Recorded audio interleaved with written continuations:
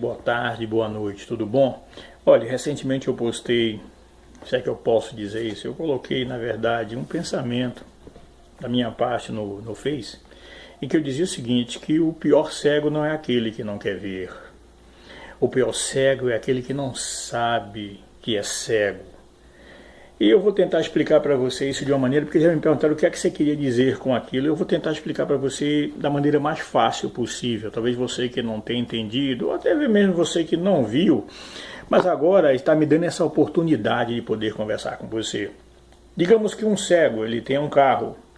Esse carro é bem equipado, ele tem um carro bem regulado e ele quer, de um determinado ponto, digamos que ele quer sair do centro do Brasil e quer chegar até o Rio Grande do Sul. Vamos dizer assim, o cego ele pega esse carro, só que ele já começa tomando a direção errada.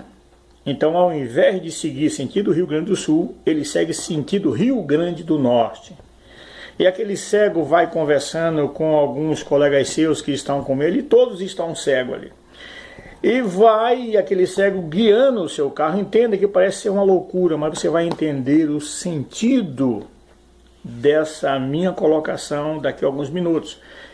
E aquele cego ele sai com toda a boa vontade, com toda a força do seu ser, com aquela alegria de querer chegar até o Rio Grande do Sul.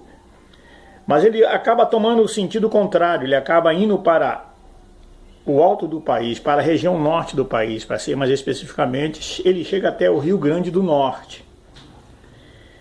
E aí vem aquela pergunta quando chega lá, o que é que deu errado se eu fiz tudo certo, eu segui a pista, eu segui o que estavam me dizendo que era para seguir, eu segui as tabelas ao qual estava durante o alongamento da estrada, eu segui todos os sinais.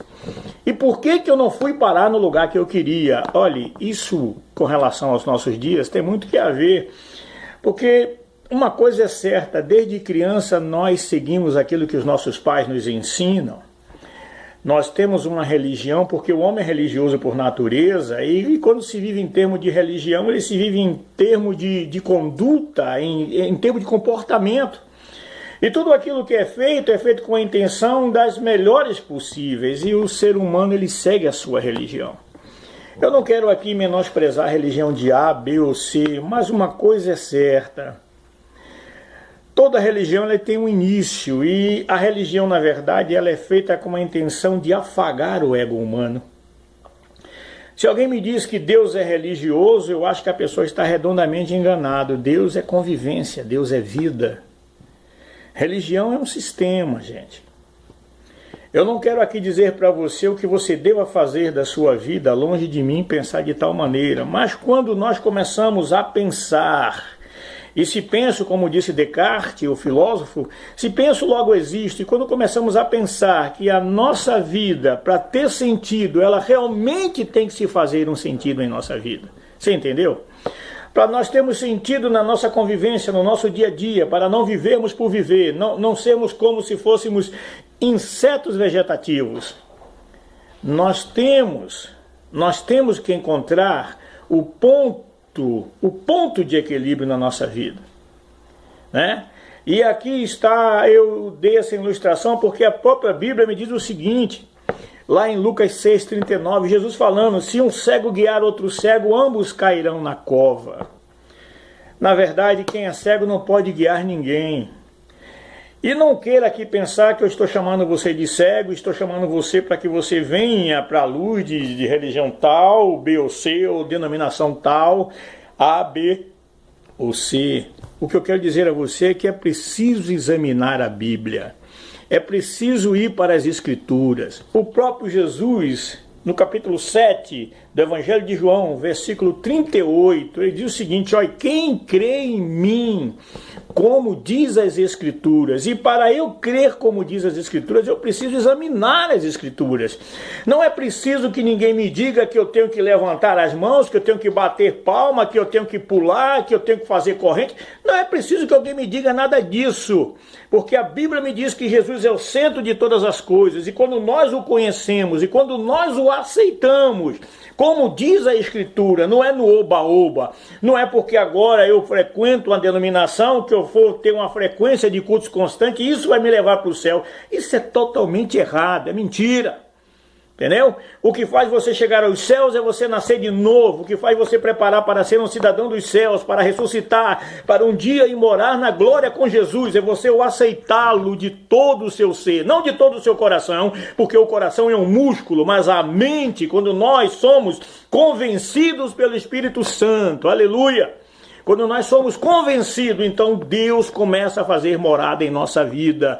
Quando nós o reconhecemos, como diz Provérbios 3:6, em todo o seu caminho, em todo o nosso caminho, quando nós o reconhecemos, Deus passa a fazer morada em nossa vida. E vai se cumprir 1 Coríntios 3:16. Nós passamos a ser morada de Deus em espírito, passamos a ser templo do Espírito Santo. Então começa a cair um bocado de dogma, começa a cair um bocado de alegações fracassadas, começa a cair um bocado de misturas perversas, como se nós disséssemos, você não pode fazer tal coisa, porque não pode fazer isso, não pode fazer aquilo outro.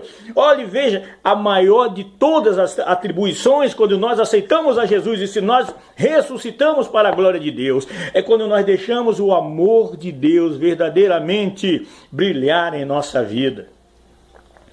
É como eu disse, aquele cego, ele tinha boas intenções e foi para lá no Rio Grande do Norte, totalmente diferenciado da sua ideia. Ele queria ir para o Rio Grande do Sul. Vamos colocar aqui o Rio Grande do Sul como céu. Tem muita gente hoje que morre por religião, vive por religião, mas não sabe que Jesus está vivo e quer transformar a sua vida.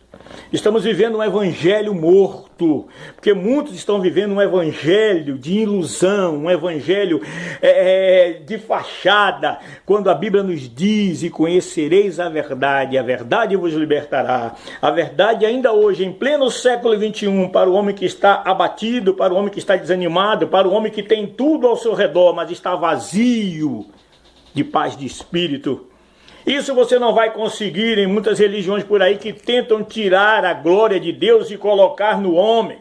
Tentam fazer com que o homem fosse o centro de tudo, quando na verdade o homem se torna um zero à esquerda se Deus não está no comando, meu amigo, minha amiga. Então eu quero dizer para você aqui, não é para falar sobre igreja tal, A, B ou C, eu quero dizer para você que a Bíblia me diz que existe um Deus.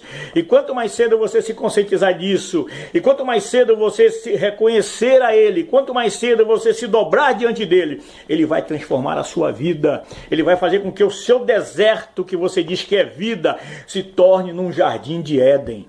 Você está entendendo? É assim que o Evangelho faz. Esse é o Evangelho. Jesus veio para isso, para que tivéssemos vida. Em pleno século XXI, vida e vida com abundância. Para que não precisemos mais nos drogar, encher a cara de cachaça, porque parece que para algumas pessoas e para algumas famílias só tá bom quando o pessoal tá no fervo, quando tá bebendo, tá enchendo a cara de cachaça, tá se prostituindo, tá fumando, tá se drogando. Só parece que tá bom assim. Parece que as pessoas acham que o centro dela, a necessidade dela de vida é isso aí, quando na verdade não. O Evangelho é poder que liberta, é poder que transforma, mas também o Evangelho é loucura para quem não conhece a Deus. Mas para quem é salvo, é o poder de Deus para a transformação de todo aquele que nele crê.